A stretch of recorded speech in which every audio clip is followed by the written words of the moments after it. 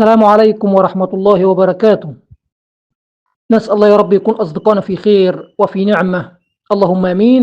إن شاء الرحمن نتكلم على نصائح للنحال عن ماذا يفعل النحال خلال شهر 12، شهر ديسمبر لسنة 2025. إن شاء الرحمن نتكلم على الفيديو اللي احنا متعودين عليه باستمرار نتحدث فيه، الذي يخص أعمال النحال خلال الشهر. طبعا دي أعمال النحال خلال شهر ديسمبر أو شهر كانون الأول حسب مسميات كل الإخوة في أي بلد من البلدان. إن شاء الله هنتكلم في حوالي 7 أو 8 نصائح يخصوا الأعمال في الشهر ده. طبعا كل أخ من الإخوان بيتابعنا من أي بلد ياخد النصائح اللي تناسب البلد اللي هو متواجد فيها، تناسب المنطقة اللي هو موجود فيها. هنبدأ الله يبارك في الجميع بالأعمال اللي ربما تخص الأصدقاء اللي في بلدان فيها تشتية للخلايا. أول حاجة يجب التأكد من إغلاق أي فتحات في خلية النحل باستثناء فتحة السروح. دي بالنسبة للأصدقاء اللي عندهم تشتية للخلايا، نقفل كل الفتحات لمنع دخول الهواء البارد، لمنع وصول الرطوبة داخل الخلايا. لما أنا أطرق فتحة السروح فقط بمقاسات بسيطة أو صغيرة حدود 2-3 سنتي فقط، ده بيساعد على تدفئة الخلية، بيساعد على إن النحل يكيف نفسه كدرجات حرارة. ينصح بوضع نقدر نقول الخلايا في أماكن تصل لها إشاعة الشمس، لأن إشاعة الشمس خلال فترة الشتاء وشهر ديسمبر أو شهر 12 يعتبر هو علاج النحل. علاج النحل إن الخلايا تصل لها الشمس، ده أمر مهم جدا. رقم 1 ضغط النحل الله يبارك في الجميع ورفع أي إطارات زائدة، ده مهم جدا ضروري. يجب إزالة الإطارات الزائدة اللي النحل مش مغطيها لتضييق مساحات الخلية بما يتناسب مع كثافة النحل داخل الخلية، بالخصوص مع دخول البرد وانخفاض الأجواء ووصول الأجواء لدرجات ربما تصل لل10 درجات وال7 درجات و3 درجات مئوية أثناء فترة النهار. الأمر مش صعب، الله يبارك في الجميع. افتح خليتك، شوف الخلية بتاعتك فيها كم برواز، فيها 7، فيها 8 براويز. هل النحل يغطي البرواز رقم 1 2 3 4 5 6 7؟ مغطيهم النحل في الاتجاهين، يبقى خليتك مضغوطة. براويز زايدة عن الحاجة بتاعت الخلية، ارفعها في الخارج، احتفظ بيها في المبرد في الثلاجة، هتستفيد منها فيما بعد. تمام. البراويز طبعا نخزنها في الثلاجة او المبرد، هنستفيد منها ان شاء الرحمن مع بداية فصل الربيع. رقم 2 الغذاء او المخزون او التغذية. لازم ان الاخ النحال بمقياس بسيط جدا، درجة حرارة منخفضة اقل من 18 درجة مئوية، التغذية عندك هتكون عجائن سكرية. درجة حرارة ازيد من 20 درجة مئوية، التغذية عندك هتكون بسكر ومية محلول، حسب انت متاح في اي بلد من البلدان. عندك 25 درجة مئوية، غذي مقدار 1 سكر 1 مية. عندك مقدار 30 درجة او 27 درجة مئوية، غذي مقدار 1.5 مية مقابل 1 سكر. عندك درجات منخفضة زي أصدقائنا في بلدان أوروبية، إيطاليا، أسبانيا، البلدان الأوروبية دي عجائن سكرية أو الكاندي. أتمنى نأخذ الكلام ده بعين الاعتبار. الحديث هنا على درجة الحرارة أثناء فترة النهار، بالخصوص فترة الظهيرة. أصدقائنا في منطقة الخليج أنت بتقدم تغذية تحفيزية، من أجل تنشيط الملكات، من أجل تنشيط النحل. درجة حرارة عندك معتدلة تصل ربما 27 درجة، ابتدي نشط نحلك، باستثناء بعض الأماكن ربما يكون المحرق دخل في بعض الأماكن، في الأماكن الجنوبية في المملكة العربية السعودية، أو حتى كذلك في بعض الأماكن في اليمن. المحرق معروف باختصار بيوقف حركة النحل في النشاط وحركة وضع الملكات للبيض. فترة نقدر نقول بتختلف، المحرق في أماكن بيأثر فيها بتجلس ربما شهر، أماكن أخرى ربما تجلس 10-15 يوم، بيختلف. المحرق طبعا معروف، المحرق لأصدقائنا اللي هم ربما يكون في الخليج بالخصوص. أتمنى نأخذ الجزئية دي بعين الاعتبار. الأمر الآخر أو النصيحة رقم 3، وهي خاصة بموضوع مكافحة الفروة للي موجود عنده درجة حرارة أزيد من 20 درجة مئوية. منخفضة درجات الحرارة عندك 18-17، أقل من ذلك ما ينفعش تكافح. طب كافحت، المادة اللي انت هتكافح بيها مش هتعطيك نتائج. طالما مش هتعطي نتائج المادة اللي انت بتكافح بيها، يبقى قلة المكافحة أفضل. طيب واحد بيستمع لنا عنده درجة حرارة 25، اعطي مكافحة اوكزاليك، سيمول، منتول، فورميك اسيد، اعطي مكافحة، نظف نحلك عشان لما الملكات تضع بيض يطلع نقدر نقول حضنة جديدة، ما يبقاش فيه زحف، ما يبقاش فيه مشاكل في الأجنحة، ما يبقاش عندك مشكلة داخل الخلية. ده أمر نقدر نقول مهم. دايما نستغل، الله يبارك في الأصدقاء، الأيام المشمسة إن إحنا نحب نعمل مكافحة سريعة، نحب ننظف أرضية الخلية، نحب نقدر نقول نكشف بعض أغطية الخلايا، ونترك الخيش أو القماش فقط هو اللي موجود على الخلية من أجل إن الخلايا تشمس. استغل حتى لو لمدة 10 دقايق، حتى لو لمدة ربع ساعة. النظافة الله يبارك في عمرك، أرضية الخلية النظافة مهمة جدا لمكافحة نقدر نقول دودة الشمع أو عسة الشمع، ضروري مهم. الموضوع مش صعب، ده أنا أتكلم بالنسبة للأجواء تكون متاحة عنده، لأن الله يبارك في الجميع بسبب ضعف الكثافة النحلية وعدم نظافة الخلية أو بقايا العجائن في أرضية الخلية وبقايا الكندي في أرضية الخلية، بتكون بيئة خصبة لعسة الشمع. طب أنا دوري إيه؟ دوري إن أنا أتخلص من الحاجات دي، أنظف الحاجات دي، أساعد النحل بالنسبة للحاجات دي. أتمنى نأخذ الكلام ده بعين الاعتبار. موضوع التغذية أأكد عليها تاني، التغذية في الفترة اللي فيها أجواء برد هي نقدر نقول ضرورية من أجل الحفاظ على حياة النحل، لأن في نحل كتير بيموت من الجوع بسبب البرد، بالخصوص البلدان اللي بيأتي فيها منخفضات جوية باستمرار. أتمنى نأخذ الجزئية دي بعين الاعتبار. نصيحة أخرى لابد الإشارة ليها، يجب أن الخلايا تكون فيها ميل للأمام بمستوى قليل، نقدر نقول لضمان أي تساقط للأمطار يتساقط من على أغطية الخلايا. الميل يكون بحدود قد إيه؟ 1 سنتي، إن قطرت 1 سنتي ونص.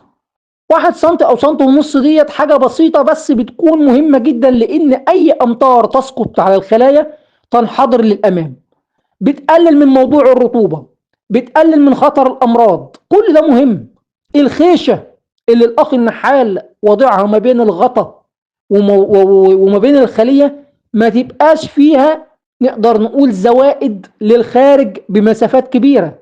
للأسف أنا أشوف البعض يضع خيشة وطالع من الخلية نقدر نقول 10-15 سنتي زيادة من الخيشة، تسقط الأمطار أو الرطوبة أثناء الليل، تتسرب للداخل، تعمل عفن، تعمل اخضرار أو عفن أخضر أو أبيض في الخلية، ترفع الرطوبة، تسبب مشاكل أمراض.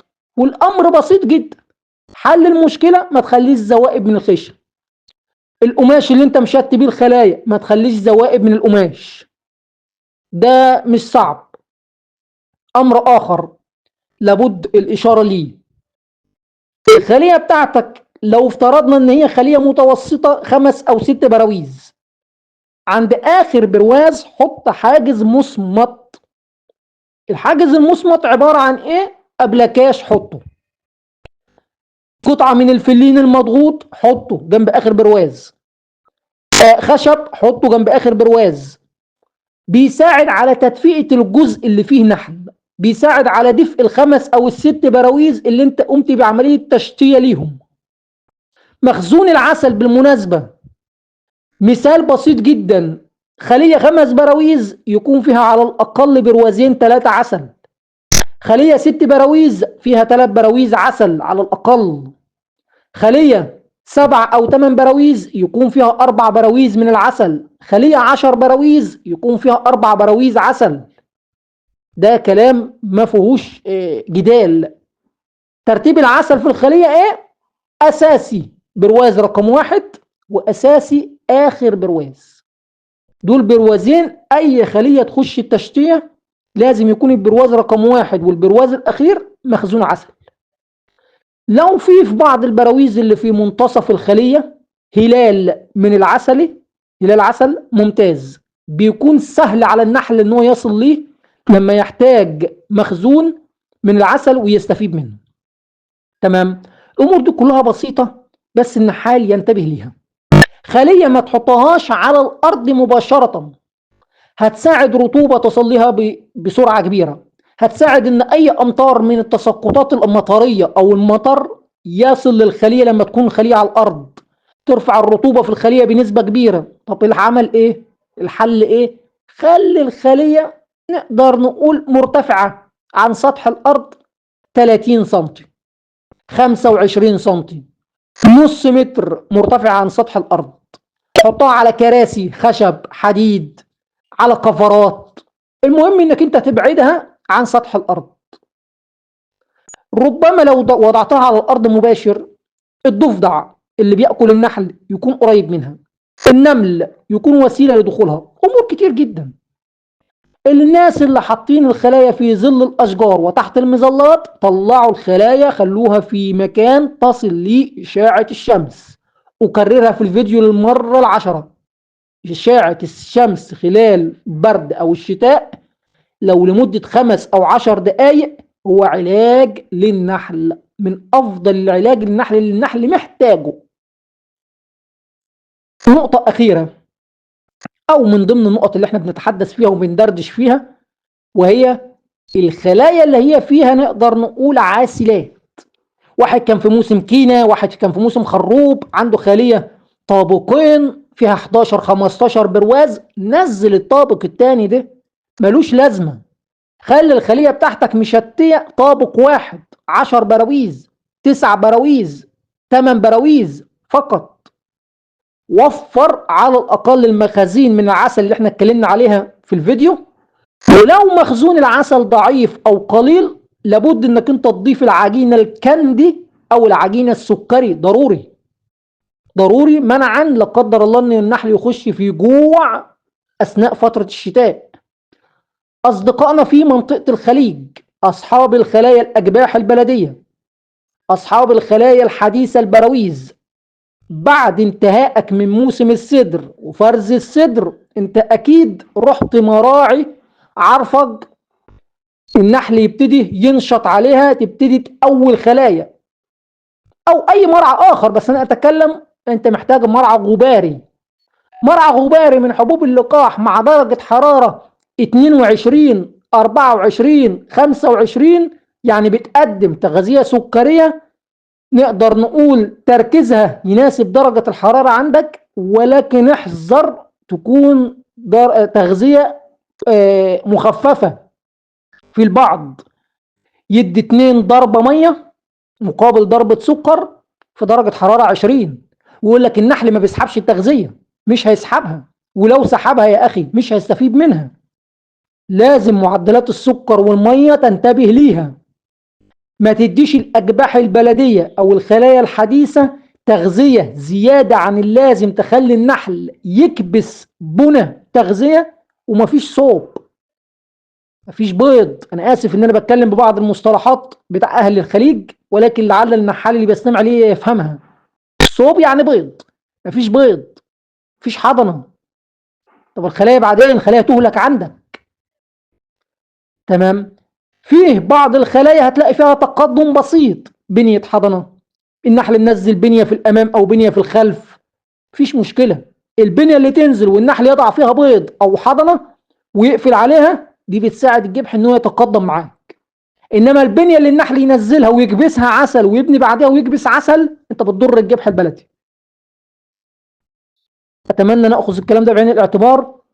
أصدقائنا في جميع البلدان اللي أنا هذكرها حاليا، إخواتنا في الجزائر وتونس والمغرب ومصر وليبيا والأردن ولبنان وسوريا والعراق وفلسطين الحبيبة، دي بلدان فيها تشتية، فيها شتاء باستثناء مناطق ضعيفة، ولكن يجب نأخذ احتياطات الشتاء كاملا للمحافظة على النحل لحد عبور الشتاء ومن ثم وصولا إلى الانطلاقة الربيعية.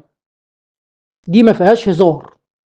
أصدقائنا في الخليج، السعودية واليمن والإمارات والبحرين، في أماكن فيها شتاء ولازم تأخذوا احتياطات، في أماكن فيها تجيش وربما يكون فيها تطريد كمان، وربما يكون فيها تقسيم في الأيام القادمة. فلازم كل واحد يعمل بناء على اللي متواجد عنده. ولكن أصدقائنا اللي بيجيشوا وبيقسموا، خليك دايما منتبه لدرجات الحرارة منعا لحدوث منخفضات جوية طارئة، وخليك دايما منتبه لنقطة أساسية جدا وهي الرش. في بعض الأماكن بيكون في رش مبيدات لا قدر الله كفيل إن هو يسبب لك مشاكل. أصدقائنا طبعا في بلدان أوروبية أو إسلامية درجة حرارة بتقل فيها وبتصل للصفر درجة مئوية، حاولوا ما تفتحوش الخلايا إلا كل 15-20 يوم مع توفر مخزون كندي أو عجينة صلبة سكرية منعا لاحتياج النحل ودخوله في أي منعطفات خطيرة. نسأل الله العظيم رب العرش الكريم يبارك في نحل الجميع، اللهم امين يا رب العالمين. تحياتي للاصدقاء جميعا، اخوكم محمد المصري. اتمنى نستفيد من النقط ديت ونستفيد من النصائح ديت، ونتمنى من الاصدقاء اللي استمعوا لنهاية الفيديو يكتب لي تعليق ان هو استمع لاعمال النحال لحد نهاية الفيديو. شكرا جزيلا.